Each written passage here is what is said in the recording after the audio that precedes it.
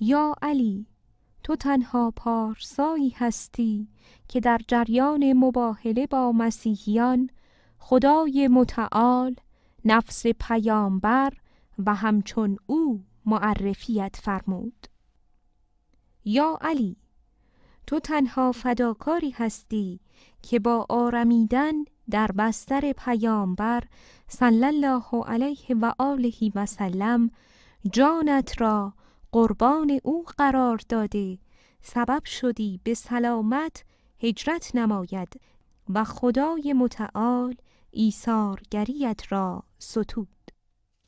یا علی، تو برگزیده‌ای هستی که در رکوع انگشتریت را به فقیر بخشیدی و خدای متعال تو را با این نشان سرپرست مؤمنان خواند.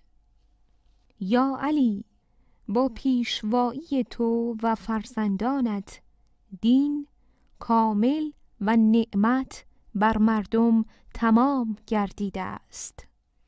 یا علی، تو تنها سعادتمندی هستی که به فرمان خدای تعالی 10 بار برای نجوا کردن با پیامبر صلی الله علیه و آله و سلم صدقه دادی، در حالی که آنانی که پیوسته با پیامبر نجوا می کردند پس از این حکم حاضر به پرداخت 1 درهم نیز نشدند.